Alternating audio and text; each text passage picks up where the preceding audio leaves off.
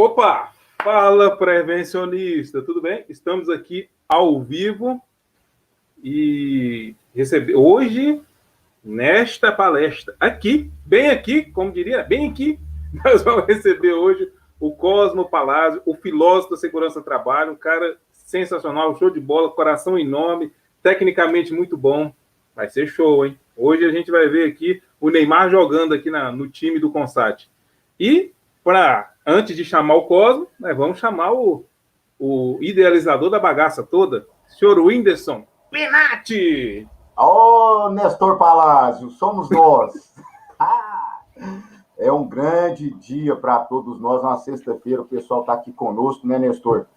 O pessoal podia estar no barzinho, podia estar em vários lugares e preferiu estar aqui conosco, aprendendo com pessoas que têm vivência, proficiência nos temas. É um grande prazer estar aqui essa noite com todos nós, nessa sexta-feira de prevenção. Maravilhoso. Maravilha. Então, bom, sem mais delongas, vamos chamar o homem, né? Com certeza. Senhor Cosmo Palazzo, seja bem-vindo, meu jovem. Olá, boa noite a todos, boa noite aos presentes, né? Como nós estamos comentando, uma sexta-feira, aqui está muito gelado aqui no ABC Paulista, mas muito frio mesmo já há alguns dias, né? A gente está meio encolhidinho aqui, meio escondido aqui, mas é sempre uma boa oportunidade a gente estar aqui, falar com a nossa gente. É lógico, depois que a gente vê uma aula técnica dessa da Júlia, né, a herdeira mesônica, eu brinco, né, do Romar lá, mas são aspectos, abordagens diferentes, e em segurança do trabalho nós precisamos aprender isso, tudo se complementa, né? Ele é um grande quebra-cabeça, a segurança do trabalho, que precisa de elementos diferentes o tempo todo para que ela se possa, em algum momento, fechar um pouco. Então, obrigado aí pelo convite, né, Nestor, ao Whindersson, né? E a gente lamenta, mais uma vez, que nós não estejamos juntos, porque sempre que tem Consat presencial tem novidades, tem tênis, tem uma série de coisas que as pessoas não sabem, mas depois, durante a apresentação, falo um pouquinho disso. Tá bom? Aquela alegria, eu espero que o conteúdo realmente está muito bom, eu tenho assistido algumas lives aqui, gostei muito de algumas, mas aquele calor humano típico do Consat, que é uma característica dele realmente, que é um evento que todo mundo chega sorrindo, passa um dia e ninguém percebe, nós temos que retomar, se Deus quiser, o ano que vem, ele há de permitir. De fato. Bom, e hoje, né, a frase aqui do dia, a terceiro pedaço, essa frase é justamente de quem? Dele, Cosmo Palazzo, yes. E aí, quem pegar o terceiro pedaço vai saber o quanto, né, o filósofo da segurança do trabalho foi profundo nessa. Bom, a primeira parte já foi, essa é a parte do meio. Quando inviabilizamos o trabalho, então o pessoal que vai concorrer aí, ó, quando inviabilizamos o trabalho, vírgula, vamos lá, vou repetir a terceira e a última vez, quando inviabilizamos o trabalho. Então, esse é o segundo pedacinho para montar a frase para ganhar os presentes, os brindes de hoje, que hoje está sensacional. Vai ser muito legal. Bom, Whindersson, vamos lá, né? Vamos deixar o homem dar o show aqui, vamos cair fora, né? Boa palestra, Mê. É sempre um prazer tê-lo no Consat. Eu tô com dificuldade de subir a apresentação, não sei por que aqui, mas eu vou tentar fazer isso, tá? Vamos. Aí. Não, fique tranquilo, nós já clicar em share de screen aí, e aí o que aparece depois? O que aparece depois é que ele tá estranho. Agora deu certo, deixa eu só... Opa. Ela subiu, eu só não consigo partilhar. Ela não está partilhando por algum motivo que eu não sei qual é. Você tem alguma ideia, não? Me diz aí qual é a mensagem de erro, se está travando, o que é o que está acontecendo aí? Pronto. Agora foi, ó. Começou a aparecer aqui. Foi. Beleza.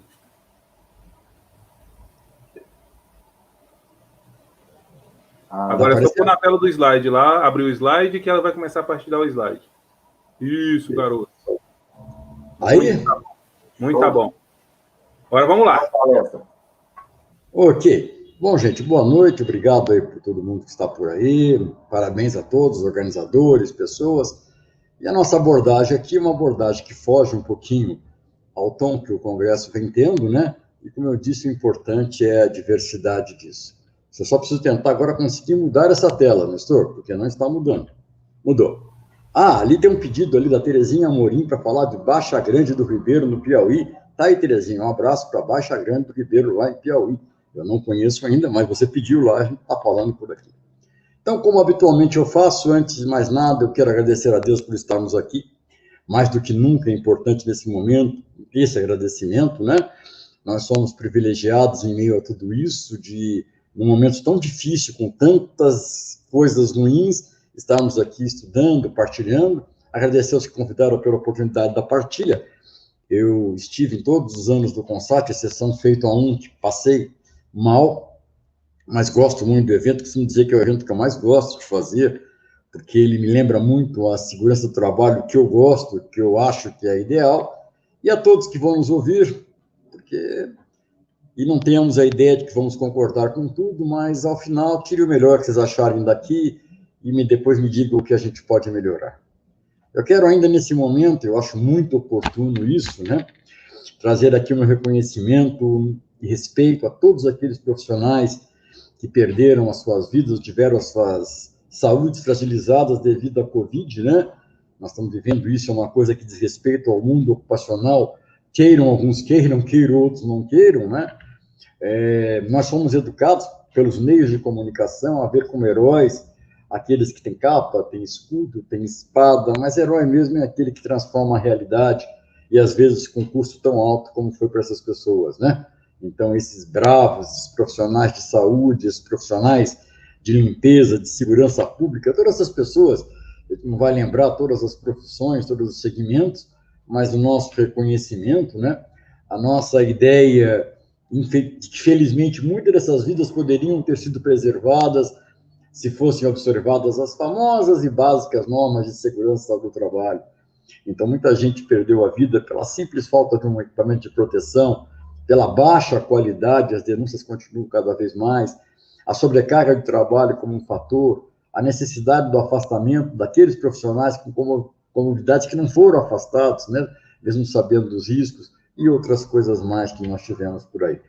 O Brasil, infelizmente, é o país onde mais profissionais de saúde perderam a vida nesse momento, né? Para cada 10 mortes no mundo, 3 foram por aqui, e nós não podemos esquecer isso.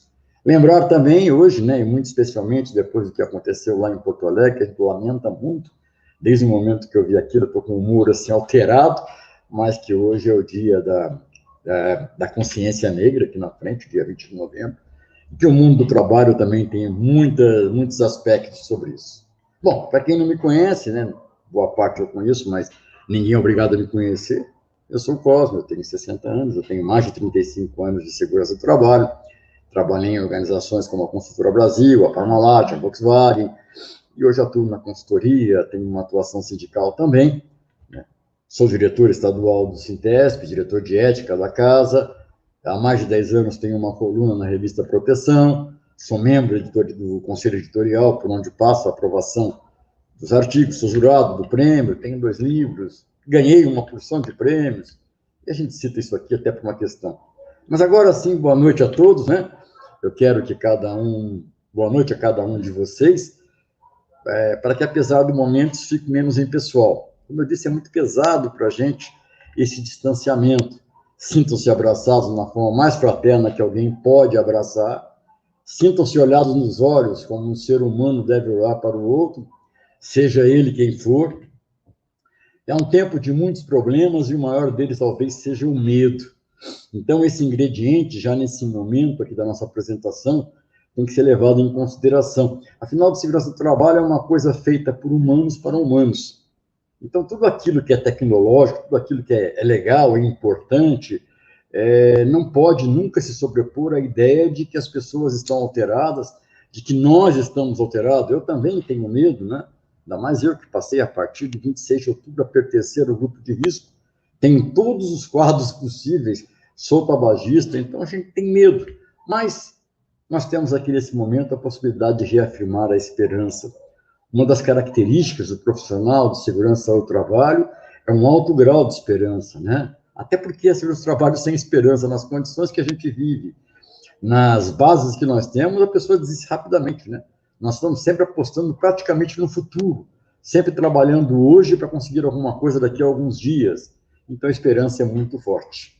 São momentos difíceis e com muitas perdas, né? A gente lamenta por isso. E, diante dele, nós podemos colher os pedaços que ficaram pelo chão e seguir de cabeça baixa ou, quem sabe, buscarmos conhecimento e sabedoria com as lições aprendidas.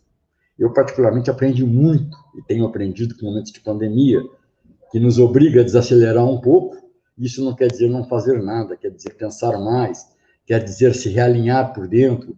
E esse realinhamento interno, especialmente para os profissionais de nossa área, ele é muito importante, porque o nosso desgaste, a nossa saúde mental é sempre agravada, né? E muita gente não percebe isso.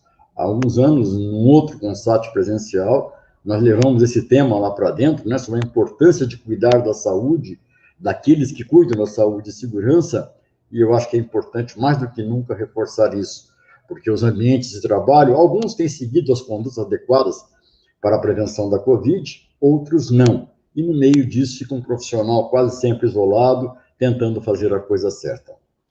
Os momentos já são e serão os mesmos. Então, existe uma realidade definida, né?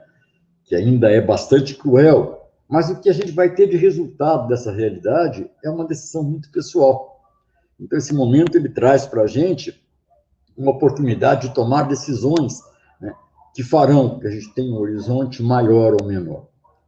Esse momento é um momento realmente de muita reflexão. Por isso, e para que isso ocorra, quero compartilhar com cada um de vocês o que aprendi e continuo aprendendo com esse momento. Então, nesse momento de introdução nosso aqui, eu posso dizer que eu aprendi a dar mais valor à vida, e olha que eu dou muito valor à vida, né?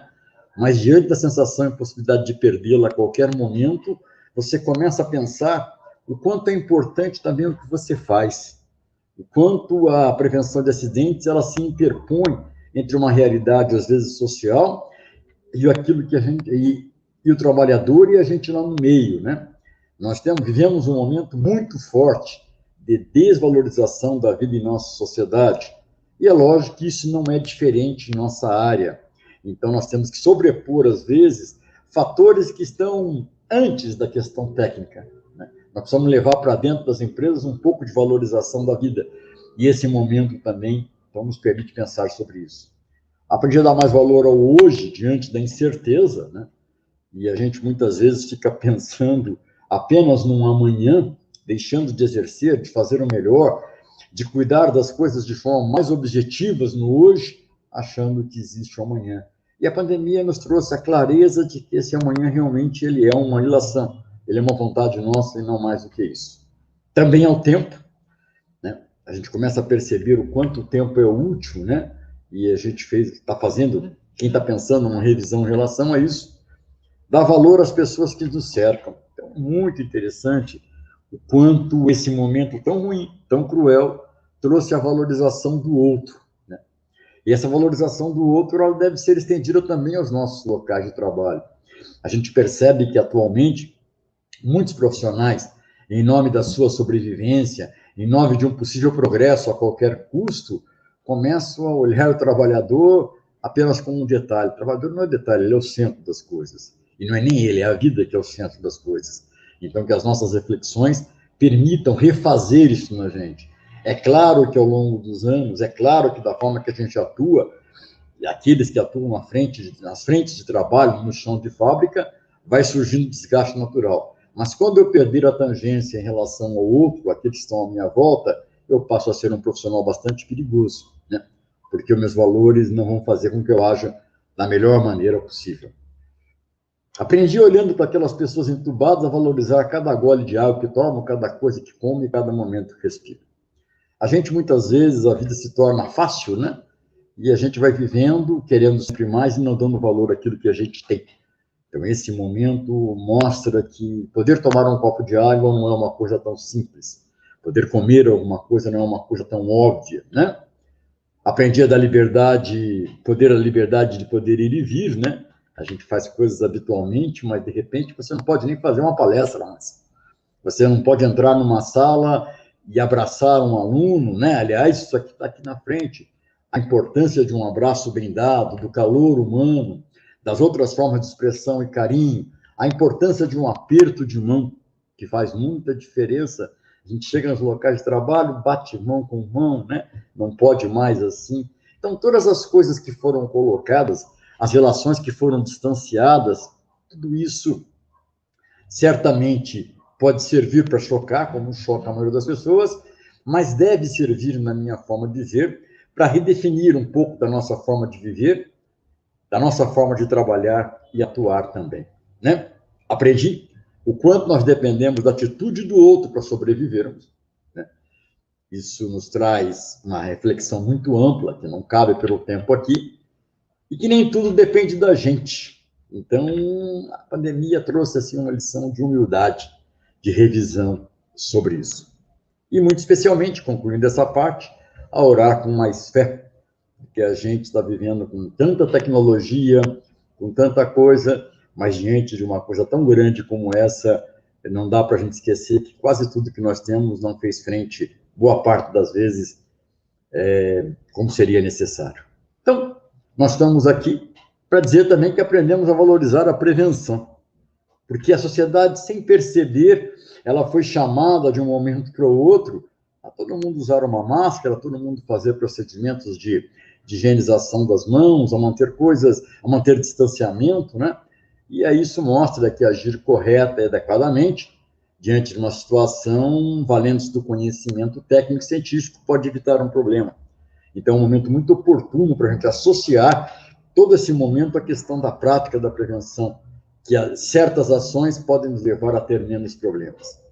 Então, nós começamos nossa noite com 3 assuntos muito importantes.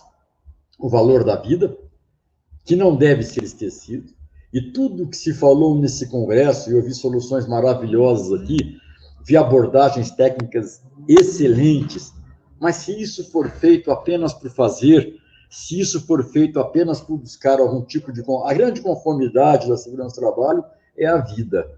A grande conformidade do trabalho é a saúde. O resto é detalhe, o resto é método, o resto é maneira de fazer. Então, o valor da vida está aí. As oportunidades para aprender, sempre, né? Assim como nós aprendemos o tempo todo com a pandemia, aprender segurança do trabalho é uma coisa muito importante. E esse momento que vem à frente, nós vamos detalhar um pouquinho ali à frente, ele vai chamar muito isso, porque eu vejo hoje todo mundo muito preocupado com o PGR, na sua forma, no seu conteúdo, mas eu vejo pouca gente estudando medidas de controle. Eu vejo pouca gente se dedicando a buscar soluções. Parece que nós vamos fazer mais do mesmo, e isso não pode ser assim. Desculpa. Aprendi que a prevenção como parte da vida. Então, com base nesses 3 tópicos, que espero começar e prosseguir a nossa apresentação.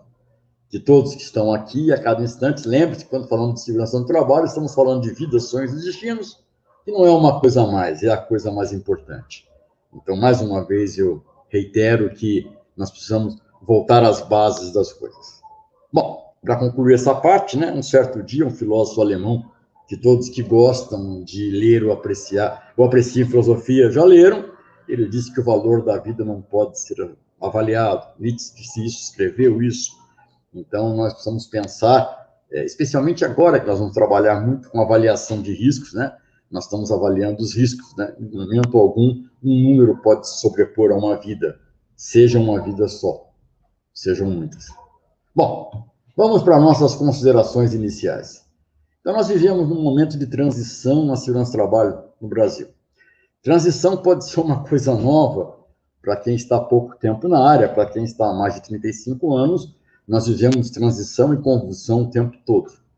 Então, nada é muito estável em segurança do trabalho, até porque o problema não é mudar a segurança do trabalho, é mudar o contexto que nós temos em volta, né? A segurança do trabalho é a expressão do grau de valor que se dá à vida, do grau de valor que se dá ao trabalhador. Então, simplesmente mudar a legislação, muitas vezes, não muda nada. Então, a nossa evolução social não é tão grande, a transição do trabalho não pode ser. Quando nós referimos esse momento, né, boa parte das pessoas entende que estamos nos referindo à mudança das NRs. Tudo bem, ela é parte da transição, mas com certeza não é a parte mais importante da transição. Porque muito mais do que isso está acontecendo, e o momento pede mais do que leituras e aprender a preencher formulários. Exige interpretação do cenário e do possível futuro. Então, algumas bases foram alteradas, alguns conceitos foram mudados, algumas coisas foram flexibilizadas, E isso vai ter um reflexo no mundo do trabalho. Já está tendo um reflexo, né? Eu, nesses anos todos, embora exista uma negativa quanto isso, eu nunca vi tanta morte no trabalho como eu vejo hoje. Hoje, de manhã até agora, lá no meu Facebook, eu já postei 5 casos de acidentes fatais. Então, não adianta a gente querer tampar o sol com a peneira. Qualquer área e atividade humana está sujeita e precisa de modificações. É natural que o processo humano traga modificações, que as pessoas passem por isso. Uma coisa que nós não podemos confundir é que modificação seja sinônimo de evolução. Então, muitas coisas acontecem não na tendência de evoluir, são coisas políticas, são coisas com outras finalidades, e cabe a gente a fazer o discernimento disso antes de assimilar como verdade. Então, muita coisa se diz hoje sobre o PGR, sobre soluções mágicas, sobre o que vai acontecer. É lógico, quem como eu estava lá quando surgiu o PPRA, viu o mesmo cenário, as mesmas alegações. As coisas por si não mudam, o que mudam são as pessoas fazendo as coisas adequadamente, né? Então, acima de qualquer coisa, ao analisar mudanças, precisamos ter como referência se elas são de fato coerentes com as bases. Se realmente está sendo feito com uma grande preocupação para melhorar um grande problema que nós temos no Brasil, que é a grande quantidade de acidentes e doenças do trabalho. Muito além das modificações, né, há outras mudanças ocorrendo no Brasil. E essas mudanças, elas trazem uma série de opiniões, de palpites, de posturas, né? E eu sempre recomendo aos gestores que, ao tomar as suas decisões em relação à gestão da organização onde ele atua, tentem ser o máximo isentos possível daquilo que eles têm como pensamento pessoal. Você pode até não gostar do trabalhador, hoje tem muita coisa acontecendo nisso, mas não deixe de se conhecer que é a obrigação da organização protegê-lo. Então, sem entrarmos no mérito ou nos aprofundarmos, nota-se uma grande perda de referências em muitos momentos. A perda de referência na sociedade como um todo, até pela necessidade de mercado, trabalho e suposto progresso. Então, algumas pessoas dizem, e elas entre nós também, que é preciso fazer uma série de coisas para que a gente tenha um mercado de trabalho melhor e suposto progresso. Bacana, eu concordo, até que em parte com isso. Mas eu não concordo com o passivo que isso traz, porque o novo emprego é uma gincana, é uma possibilidade. Mas alguém para a gente ter na sociedade para fazer cursos não é. Isso continua acontecendo. A perda de referências entre os profissionais de SST, supostamente encantados com uma facilidade que parece melhorar seu dia a dia. Então eu vejo, agora o treinamento pode ser AD, agora tal coisa pode ser isso. Pode. Pode não quer dizer deve. Aliás, a própria ISO 45 tem lá o termo, a legislação tem o termo. Então, muito cuidado para que a gente não entenda facilidade como obrigação ou como possibilidade. Independente de qualquer coisa, me parece um grande absurdo pensar numa sociedade apenas como um grande mercado de trabalho e que todas as regras partam dessa direção, na direção do que é mais rápido. Então, nós estamos tentando ser modernos de uma forma que eu acho que não vai dar muito certo. Independente de qualquer coisa, me parece muito complexo pensar numa sociedade apenas como um universo para vencedores ou para os mais aptos, sem pensar no imenso problema social que isso pode gerar e custar.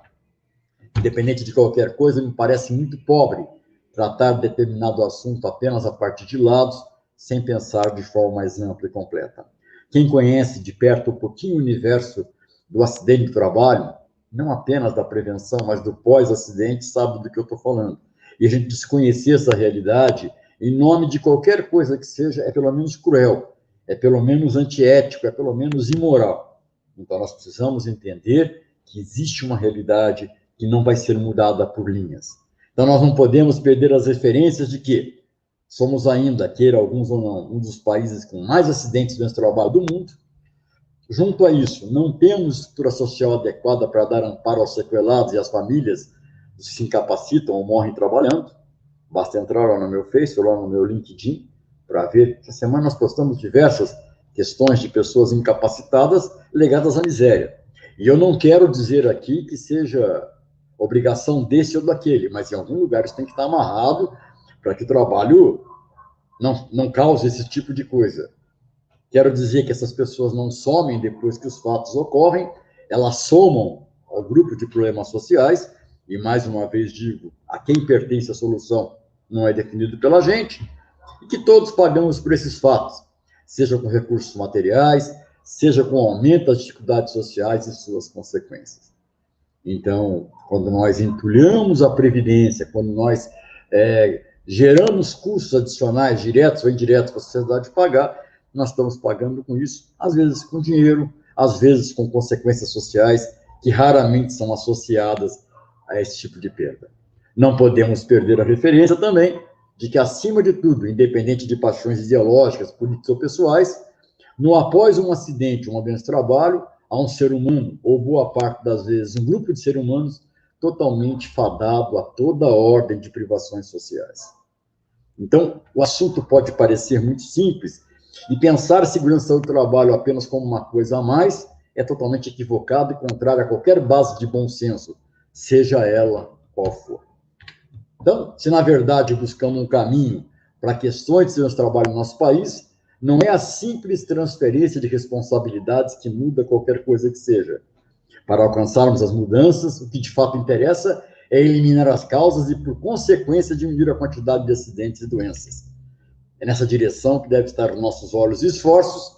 Isso só vai ocorrer com definição clara de responsabilidades e política objetiva de consequências. Não vai ser resolvido de forma alguma criando-se um limbo onde a gente vai depositar as pessoas incapacitadas e deixá-las à sua própria sorte. Então, uma profissão ela tem mais responsabilidades do que saber ler uma legislação, do que saber preencher um formulário. Ela tem impactos em outros segmentos da nossa vida e nos trazem responsabilidades muito mais amplas do que aquelas que muitos conseguem enxergar. Bom, falando de atualizações, é lógico que o tempo é curto para isso, vamos referir algumas coisas aqui, apenas para dar a base, o entendimento sobre elas, né? Então, analisar as formas apenas de forma pontual é muito perigoso para os gestores, para as organizações. Então, nós temos hoje em dia, e eu conheço uma porção de pessoas, né, que estão trabalhando duramente, pensando nos impactos das mudanças, se vão assimilar alguma dessas mudanças onde no local de trabalho, se isso é importante, se isso pode ter outros impactos. E nós temos aquele grupo de pessoas que, quanto pior, melhor. Entrou, vai fazendo, vai diminuindo, sem qualquer pensamento. É lógico que esse primeiro grupo de gestores tem uma chance muito maior de acertar e sobreviver no mercado. E, mais uma vez, eu lembro, fazendo seus julgamentos, apresentando seus trabalhos, com isenção de opiniões, mostrando o que é bom para a organização e para onde isso pode levar. Lembrando que, em termos de negócio, em um mundo globalizado, não existe mais apenas a vontade local, existe a harmonização das práticas.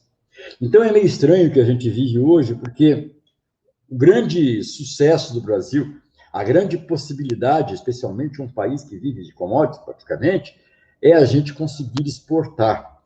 E justamente no momento onde o mundo se torna cada vez mais restritivo à exportação ou à importação, feito de origens que não têm, assim, vamos dizer, um grau de civilidade maior. Então, nós precisamos tomar muito cuidado, gestores, nas suas orientações, porque nós podemos expor as nossas organizações a dificuldades grandes com as suas relações comerciais. Nós podemos estar, sim, cumprindo o que temos por legislação, mas é muito importante nós observarmos que para onde vão os nossos produtos, se aquilo é suficiente, se o grau de resultado que nós alcançamos é bom, se isso permite haver uma relação. Então, o mundo do século XXI não pode ser pensado a partir do local para o global. Pode até existir tudo o que está acontecendo por aí, mas nós podemos incorrer num grande erro se não observarmos que as análises que interessam observam os contextos em que elas estão ocorrendo, né? Os cenários e perspectivas. Então, qualquer pessoa que olhe um pouquinho mais de perto, observa a importância da segurança e saúde, e mais do que isso, os resultados nas relações comerciais com nações evoluídas, com empresas com um grau de severidade muito grande em relação a isso, e de repente a gente pode ser surpreendido com uma perda de um contrato por causa de uma suposta economia que não valeu a pena. Nós precisamos, sim, olhar para fora da janela, né? Não olhar de dentro para a janela, mas olhar para fora de janela. Eu tenho visto muita gente, o Nestor fala muito isso, ontem eu vi o Jonathan falando sobre isso, nós precisamos pensar em seu trabalho como parte da empresa. E pensar em ser parte da empresa é isso. Nós não temos muito caminho que não sejam as exportações. E nas exportações, se nós tivermos problemas graves com segurança e saúde, assim como se tivermos com o meio ambiente, nós vamos ter cenários complicados pela frente. E aí não adianta, depois que você perdeu o cliente ou o fornecimento, correr atrás. Além disso, nós precisamos estar muito atentos aos limiares entre as normas regulamentadoras e outras legislações e outros anseios. Muita gente foca apenas nas normas, mas nós temos diversas áreas do direito, nós temos diversas legislações que estão em torno disso. Então, não é o fato de eu mudar uma letra numa norma regulamentadora que mude todo o entendimento do judiciário sobre as coisas que nós fazemos. Então, é muita inocência pensar nisso. Nós precisamos entender que pode custar muito caro para as organizações e mesmo para os profissionais, visões e decisões tomadas a partir da ótica pessoal e com base em um momento da história. Você pode ter grandes modificações no Ministério da Economia, onde está a questão do trabalho, mas nós tivemos grandes modificações no Ministério da Justiça, nós tivemos grandes modificações dentro da Justiça, no Ministério Público do Trabalho. Então, nós vamos continuar lidando com uma série de atores, e se o foco for num ponto só, nós não vamos ficar no meio, né, de um assunto que não há consenso sobre determinadas coisas, e há sempre mais de uma instância para que os assuntos sejam tratados. A chamada insegurança jurídica precisa fazer parte de nossas análises e decisões. Não como uma crítica, mas até vendo a diversidade de atores e de questões que tem em torno da nossa área. Então, nós temos que estar atentos e não definir como verdade única ou derradeira certas coisas que aparecem. Vale que eu lembro as pessoas há muitos anos, né? Isso aí sempre quem fez curso comigo viu por lá, que um mercado globalizado, muito mais do que os nossos clientes, governo, trabalhadores, a nossa sociedade, nós temos organizações que têm um poder imenso de dizer: eu não quero mais comprar de vocês, eu não faço mais negócio com essa empresa. Então, esse espaço de segurança e saúde do trabalho, ele vai ter muito valor nessas relações. Ouça o que eu estou falando. E, portanto, não precarizem para na frente não ter que fazer correções que vão custar bastante caro. Bom, pensando no momento da segurança e saúde do trabalho, né? Aí o pensador, eu adoro essa escultura, né? Então, de quando em quando surge na SST um assunto que vira o sucesso do momento. Em 2020 é o caso da NR1. A NR1, nossa, não tem um ano que a gente não tem assim um assunto, aí todo mundo corre, todo mundo faz curso, todo mundo inventa curso, né? E não percebe algumas coisas. No entanto, me parece meio estranho que apenas uma dessas partes da NR chama tanta atenção. Até porque nessa própria NR1 tem outros assuntos, que até vieram anteriormente, né? Que dizem muito respeito, né? Às organizações e que certamente vão levar para possíveis ou quase certos problemas, tanto para elas como para os profissionais. Então, eu colecionei aqui algumas coisas que eu quero discutir com vocês. A primeira delas é a questão do EAD e do reaproveitamento, né? Dos treinamentos ou conteúdos. Bom, eu já trabalhei dentro de empresa e eu sei qual é a grande dificuldade que é parar e tirar um trabalhador do seu posto de trabalho e colocá-lo em uma sala de treinamento. Não há dúvida disso, isso continua existindo, eu dou treinamento sempre, e de vez em quando tem que sair laçando, e quando não tem que sair laçando, tem que fechar a porta e ficar impedindo que as pessoas venham retirar trabalhadores. Lógico que retirar trabalhadores de uma sala com o instrutor falando lá na frente é mais difícil do que retirá-lo da frente de um terminal de computador. Então, certas lógicas precisam ser muito bem avaliadas. E eu não estou dizendo aqui que eu sou contra treinamento. Não, eu adoro tecnologia, mas eu acho que esse uso tem que ser muito adequado a uma realidade e pensado dentro de uma ótica. A ausência desse treinamento pode ser decisiva para a morte ou não de um trabalhador. Até porque é essa ótica que vai ocorrer lá na frente do juiz, lá na frente. Então, nós precisamos achar, não imaginem que o problema acabou, até porque isso precisa ser visto mais de perto. Então, eu recomendo que as pessoas façam uma leitura com vontade. Aproveita o final de semana que está aí, ó. Depois de passar sexta-feira com o Cosmo, com o Nestor e com o Whindersson junto, para complementar esse momento, nada melhor do que sentar lá e ler o item 7 da NR1, para que você não tenha problemas lá na frente graves. Entre outras coisas, está lá, treinamento à distância não é cinema. Eu tenho visto com força, pessoas achando que vão passar um filminho de alguém falando que estão fazendo um treinamento. Estão totalmente errados, até porque lá diz que há necessidade de situação pedagógica, condições operacionais, tecnológicas, administrativas, para usar essa modalidade de ensino. E eu, embora conheça muitas empresas, esteja sempre dentro delas, raramente a gente encontra isso na maioria delas, né? A necessidade de observar a carga horária do modo presencial, tem que usar o tempo lá, tem que ser destinado exclusivamente para essa atividade, né? Tem que ser feito em recursos e ambiente que favoreça a concentração e a absorção do conhecimento pelo empregado. Tá? Tem que se pensar nisso também. Tem que ter um canal de comunicação para esclarecimento de dúvidas, né? Esse canal deve estar operacional durante a peregrinação do curso. Nada mais justo que a gente entenda isso. Então, antes de pensar, tomar uma decisão, faça uma grande análise crítica sobre isso, se parte dos treinamentos pode ir para EAD à distância, se parte não pode ir, quais iriam, e justamente quais as justificativas que eu daria para essa escolha diante de um caso de acidente grave. Já não podemos esquecer que na ponta do processo, boa parte dos nossos trabalhadores tem dificuldade com leitura, outra grande parte tem dificuldade com meios tecnológicos, e eu tenho que explicar como é que essas pessoas fizeram isso com todas as dificuldades. Não quero aqui pôr defeito ou coisa parecida, quero apenas alertar a decisão de cada um que estiver ouvindo. A segunda delas também diz respeito a treinamentos, mas dessa vez, né, algo mais sério, né, relativo aos trabalhos perigosos, o aproveitamento de conteúdos. Então, todo mundo acha ótimo, a partir do momento que a gestão lá me aperta, não faz mais treinamento, eu vou lá. Só que tem um detalhe, né? Isso tem alguns critérios, isso tem uma série de problemas que nós temos, quer dizer, eu vou ter que referendar, muitas vezes, um treinamento em cima de um certificado de uma pessoa que eu nem conheço, tá?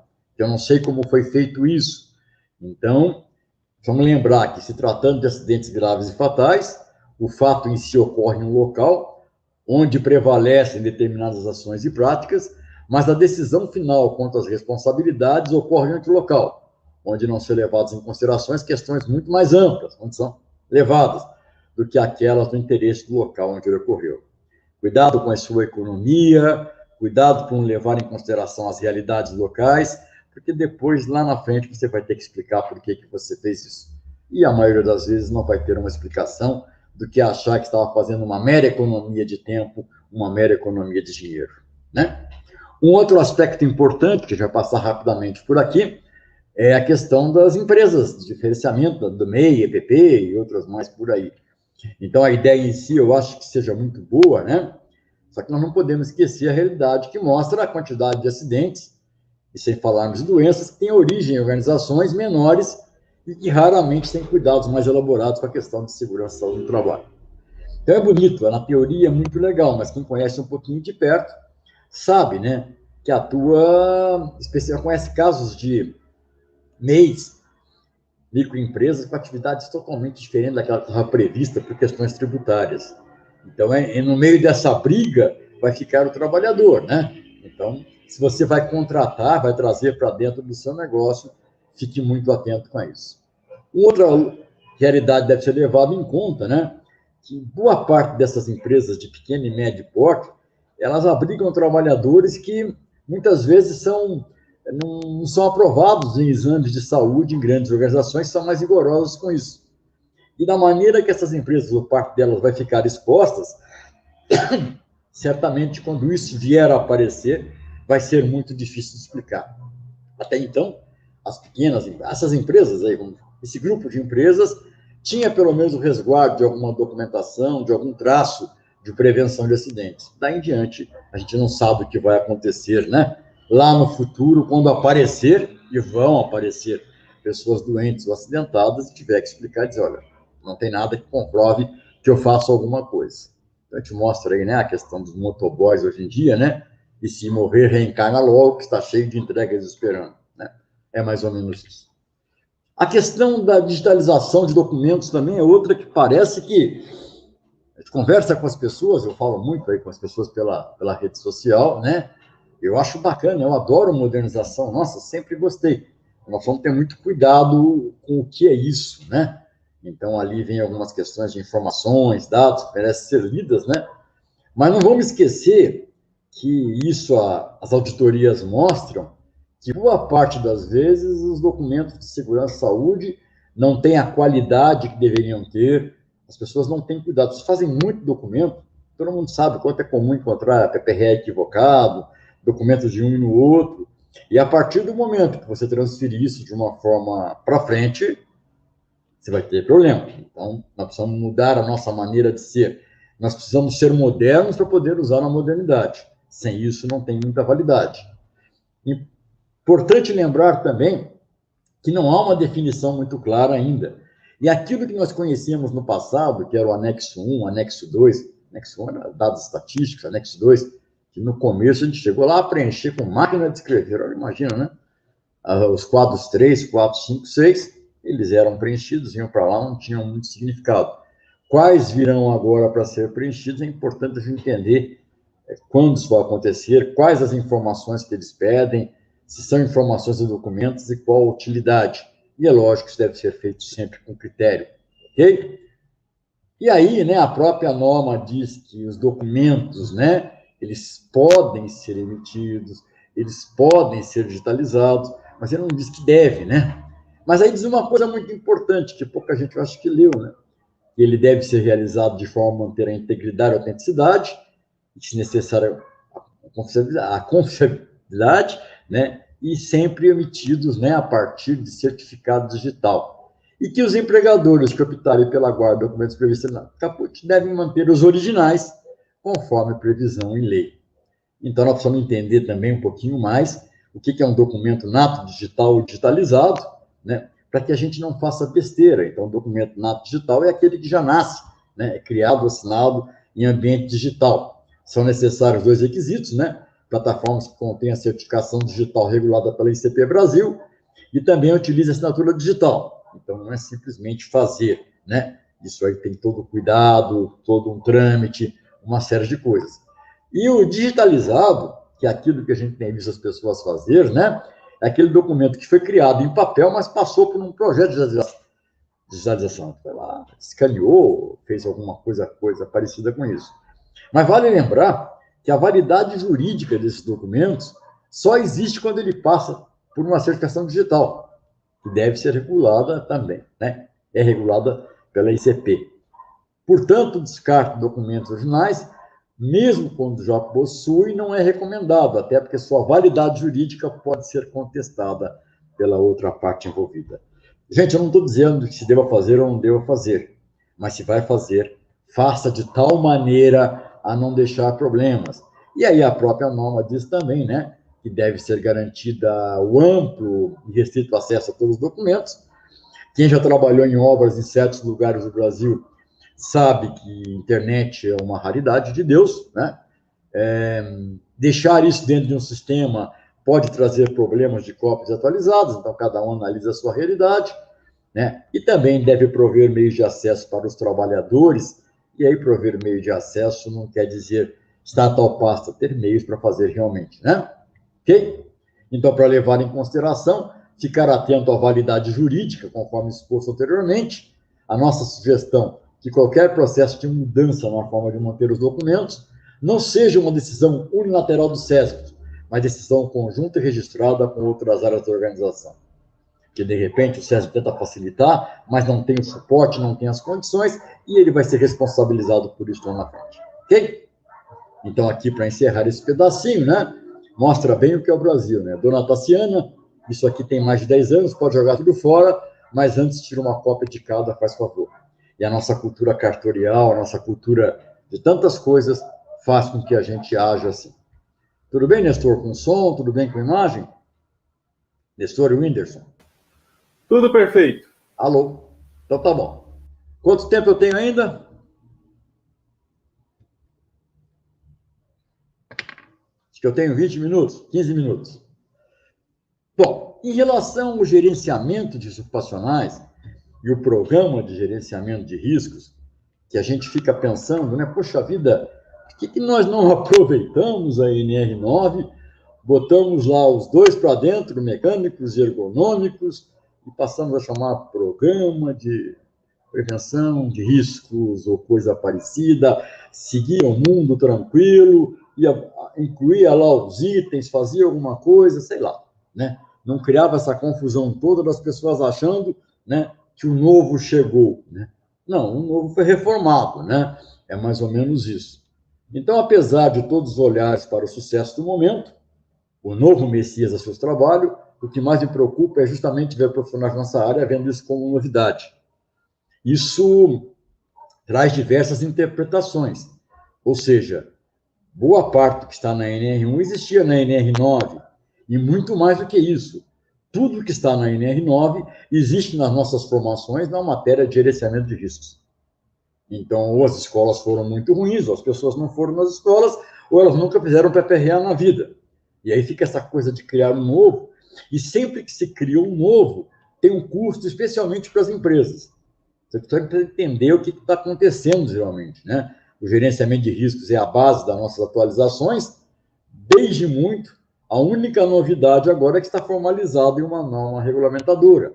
E parte dele, uma parte, sabe, ainda pequena dele, não é o GRO e menos ainda o PGR que deve nos preocupar, mas a melhoria da formação em nossa área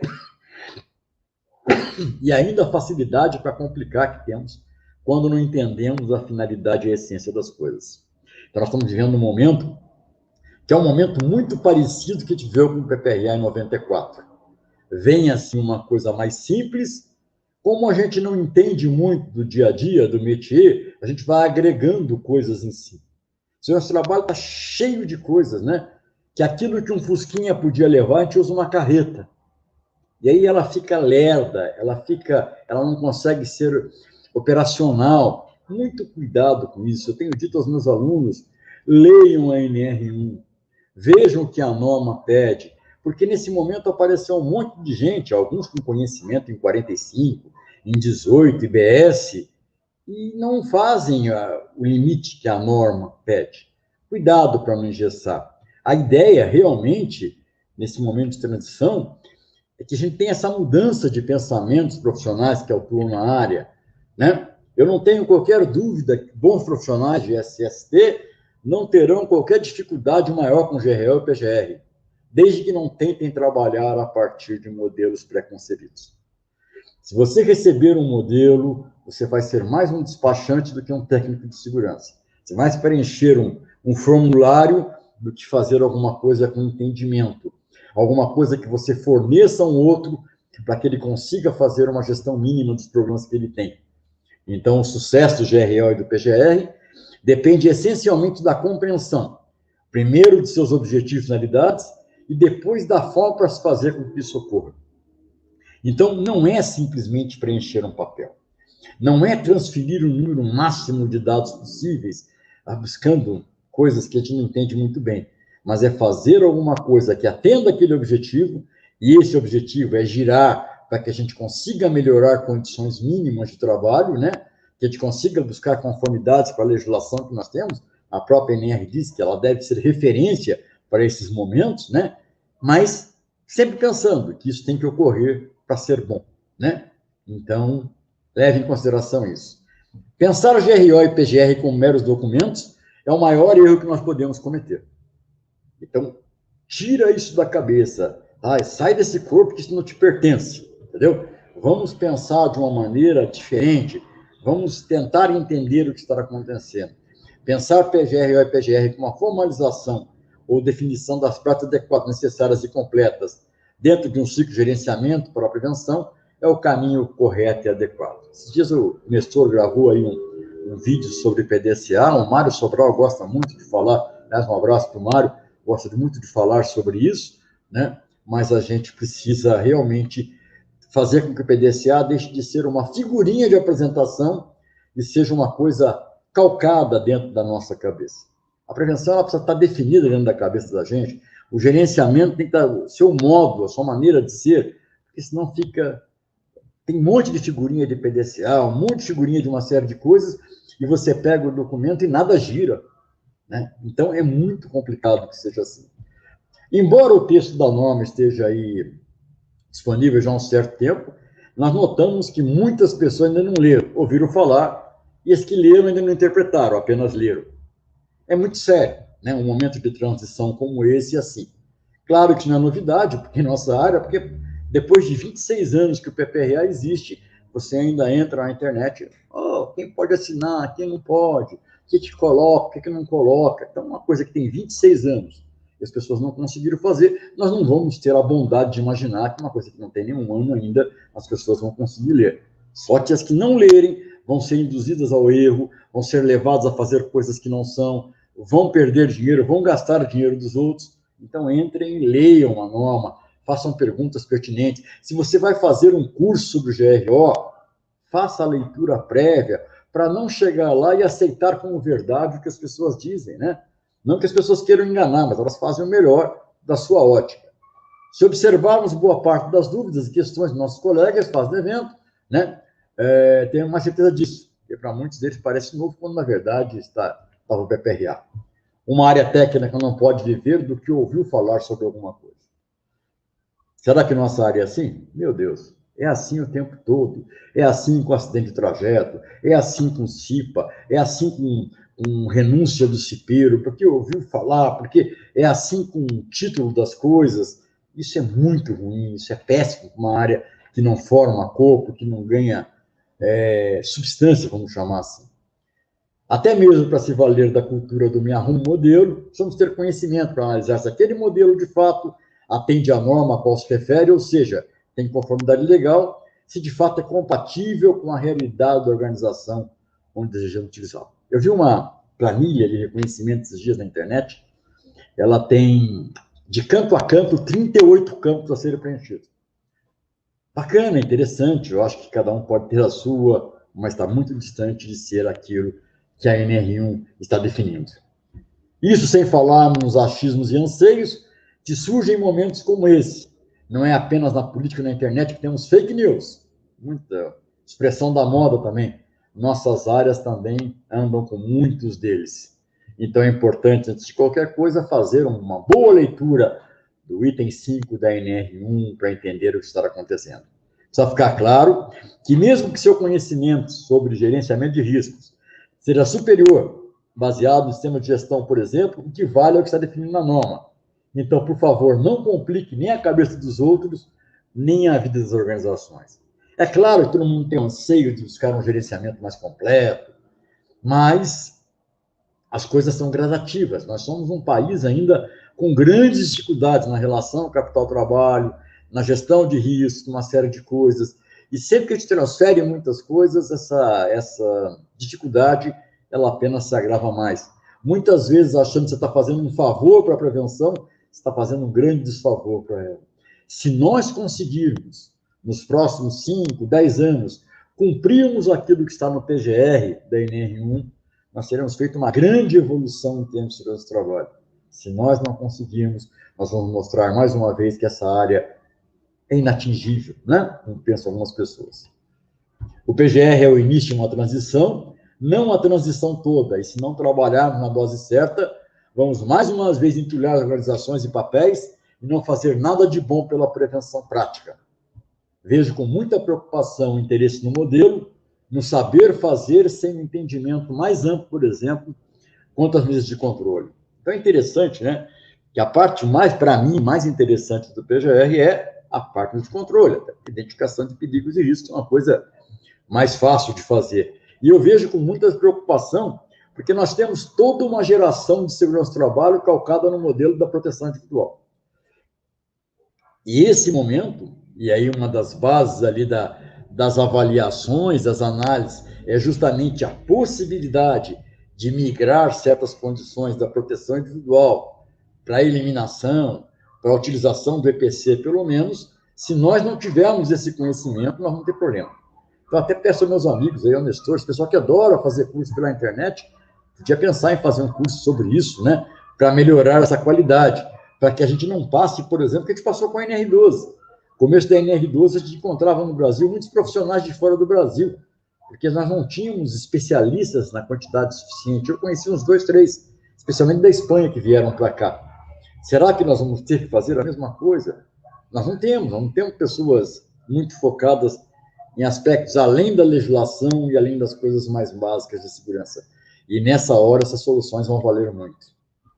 Então, parece muito oportuno, né, para não darmos apenas mais uma volta e sairmos e parar no mesmo ponto, estudar de fato a questão de descontroles, pois se nós não soubermos lidar com isso, não poderemos esperar que os empresários saibam.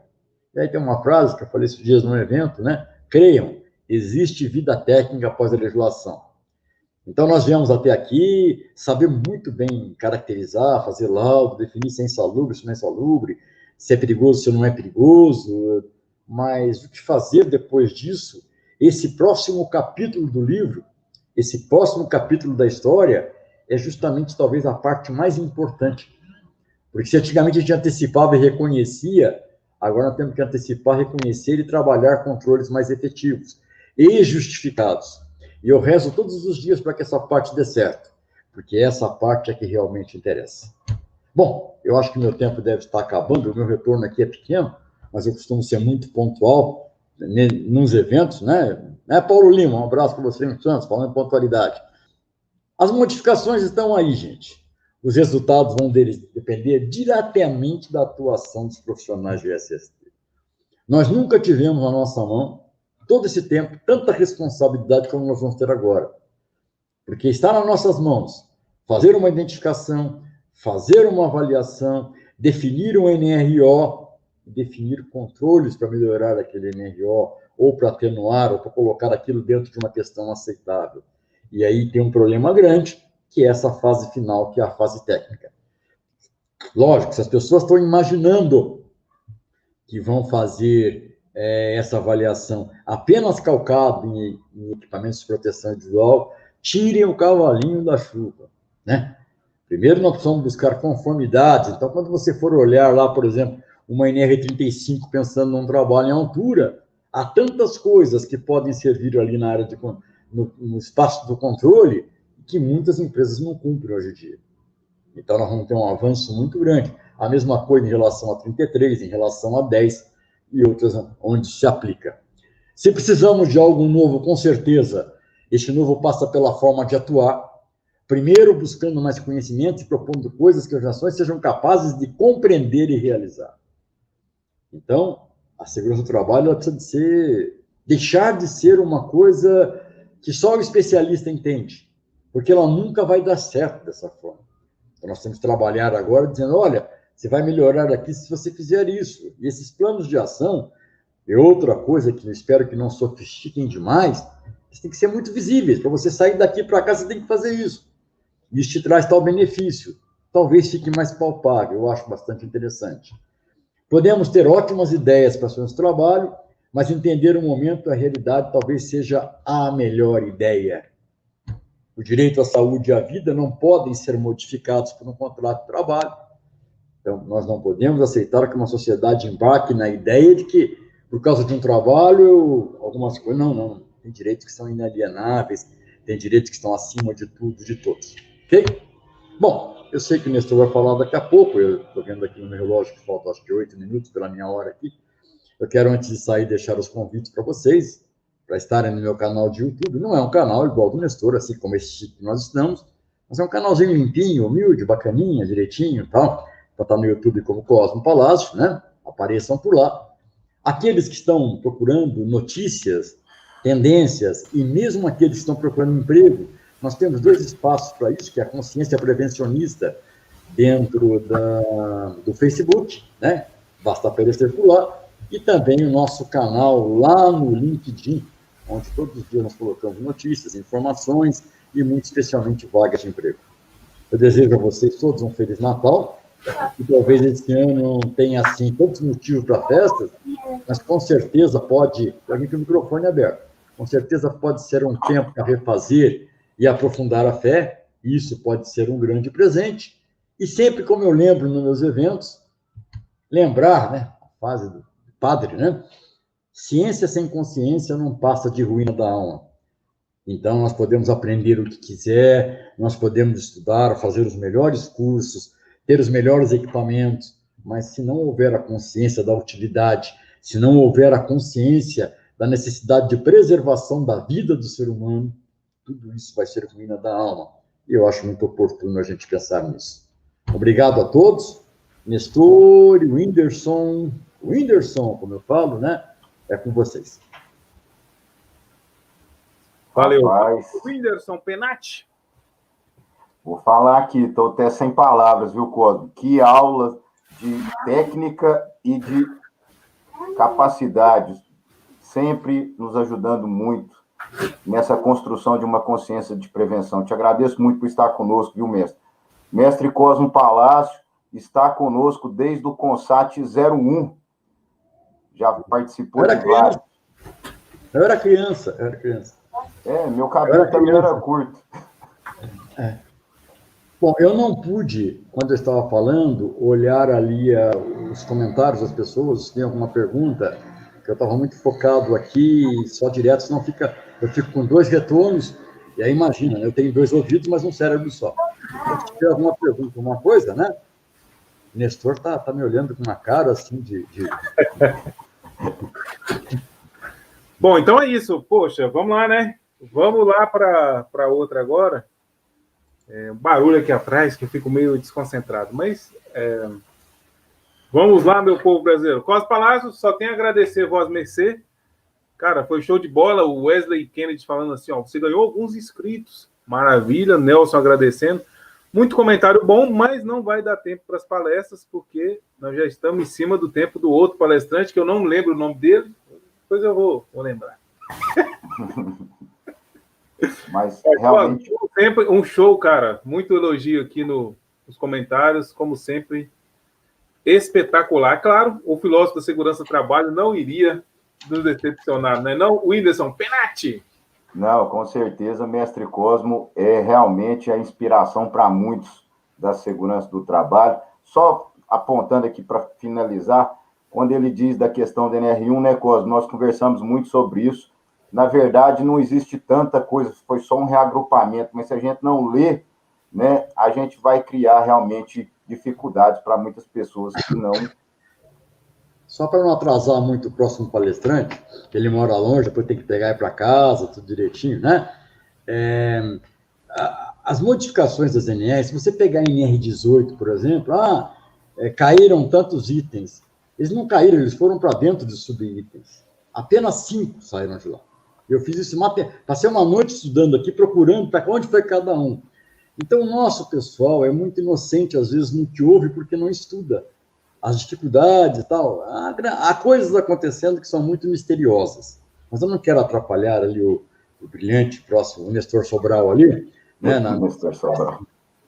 Nestor Sobral, muito obrigado pela oportunidade, espero ter atendido realmente. Um abraço, doutora Viviane. Quando eu estava fazendo essa palestra, eu pensei muito nos conceitos que ela tem, e num Brasil de hoje, onde a área do direito tem dificuldades com certos critérios, eu sempre fico feliz quando eu lembro que há uma advogada lá no Triângulo Mineiro, que, mesmo sendo pequenininha, tem uma coragem gigante e dignifica essa área.